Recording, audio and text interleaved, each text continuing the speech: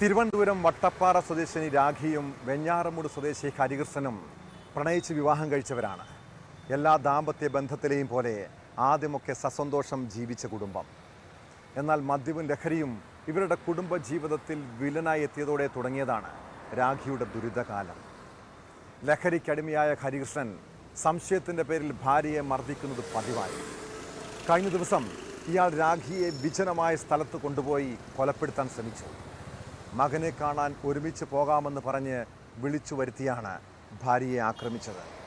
സംഭവത്തിന് ശേഷം രക്ഷപ്പെട്ട പ്രതിയെ പോലീസ് അറസ്റ്റ് ചെയ്തു. ഗുരുതരമായി പരിക്കേറ്റ യുവതി തിരുവനന്തപുരം മെഡിക്കൽ കോളേജിലെ തീവ്രപരിചരണ വിഭാഗത്തിൽ ചികിത്സയിലാണ്.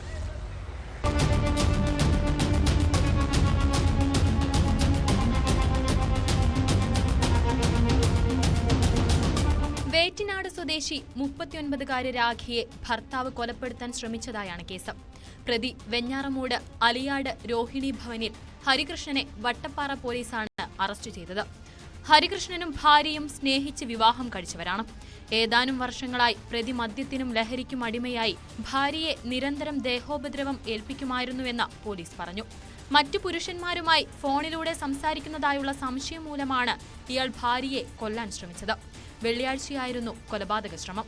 ഹോട്ടൽ ജീവനക്കാരിയായ രാഖിയെ വേറ്റിനാട്ടെ കുടുംബ വീട്ടിൽ താമസിക്കുന്ന മകനെ കാണാൻ ഒരുമിച്ചു പോകാമെന്ന് പറഞ്ഞ് വിളിച്ചു വരുത്തുകയായിരുന്നു.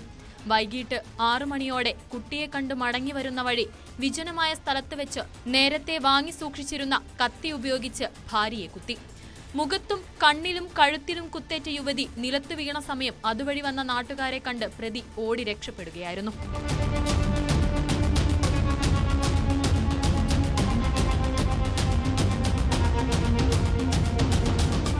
ആക്രമണത്തിൽ ഗുരുതരമായി പരുക്കേറ്റ് കണ്ണിന് കാഴ്ച നഷ്ടപ്പെട്ട യുവതി തിരുവനന്തപുരം മെഡിക്കൽ കോളേജിലെ തീവ്രപരിചരണ വിഭാഗത്തിൽ ചികിത്സയിലാണ്. ഒളിവിൽ പോയ പ്രതിയെ വെഞ്ഞാറമൂട് നിന്നാണ് പോലീസ് അറസ്റ്റ് ചെയ്തത്. CI ശ്രീജിത്ത്, SI ബിനിമോൾ, പോലീസുകാരായ പ്രദീപ്, പ്രശാന്ത് എന്നിവർ ചേർന്നാണ് പ്രതിയെ പിടികൂടിയത്.